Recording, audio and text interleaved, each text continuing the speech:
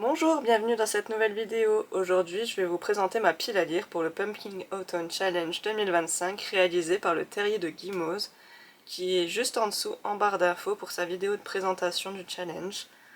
Il faut savoir que pour ce challenge, il y a plusieurs catégories avec des mots-clés. J'ai donc réalisé de mon côté la petite liste, j'ai préparé les livres et on est parti pour découvrir ma pile à lire. Le premier menu s'appelle Automne frissonnant. Pour la première catégorie de ce menu, elle s'appelle Monster Match. J'ai décidé de prendre la sous-catégorie classique et je pars donc sur Anne de Green Gables, tome 4 de Lucy Maud Montgomery. La deuxième sous-catégorie s'appelle Seriez-vous capable de l'arrêter? Pour cette sous-catégorie, j'ai choisi les mots-clés thriller et suspense. Nous allons donc partir sur Les Refuges de Jérôme Loubry. Du peu que j'ai lu dans le résumé, c'est une jeune femme qui retourne dans la maison de sa grand-mère et qui va découvrir des choses qui se passent sur cette île. Pour cette troisième sous-catégorie, ceux qui ignorent qu'il n'existe pas, j'ai un peu triché, pris des chemins détournés. J'ai choisi le deuxième tome de Russian Mafia qui s'intitule Italian Mafia de Emma Mardio. Cette jeune femme qui fait partie de la mafia italienne, a été formée pour entrer dans la mafia russe et la détruire de l'intérieur. On est donc au niveau combat, secret. Je pense que ça passe. Quatrième sous-catégorie, les songes de Carmilla. J'ai choisi le mot-clé vampire, ce qui ne manque pas vraiment dans ma palle, on va pas se le cacher. Et j'ai choisi de continuer Vampire Academy de Rachel Mead, le tome 5.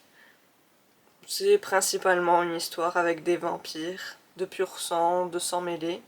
Je pense que ça rentre amplement dedans et je suis très contente de pouvoir enfin poursuivre cette saga. La deuxième catégorie s'intitule Automne extraordinaire. La première sous-catégorie s'appelle L'auberge de la pierre levée. Dans cette catégorie, j'ai choisi les mots-clés fantasy, quête, voyage.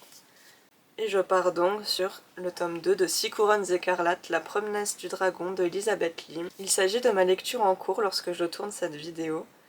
Pour l'instant, j'aime beaucoup. La deuxième sous-catégorie s'appelle Chaudron, foudre et clair de lune.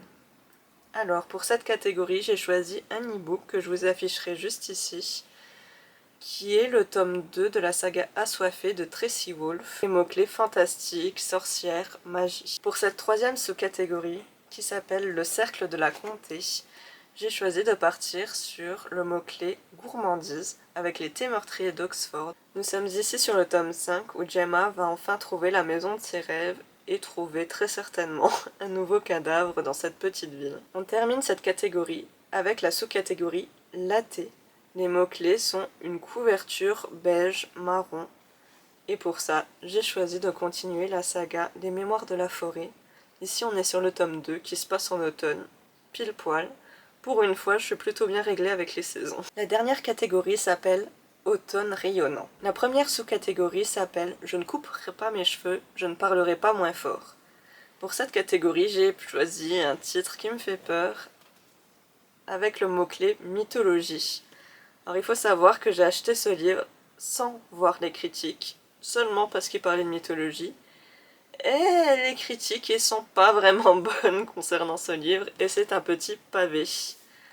Bon, on verra, je vais peut-être le regretter, mais au moins il sortira de ma palle.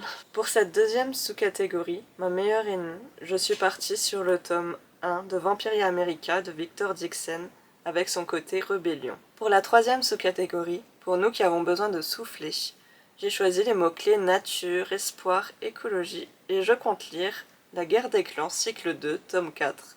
J'avance très lentement dans cette immense saga, et j'espère vraiment pouvoir finir le cycle 2 d'ici la fin de l'année. Pour la dernière sous-catégorie, Rester tout le temps avec Brindy, j'ai choisi de lire un des livres de mes autrices préférées, qui est La mort du temps de Aurélie Wallenstein. Il y a Aqua qui vient vous dire bonjour. Oui bébé. Elle participe aussi au Pumpkin Autumn Challenge, on dirait. Aqua!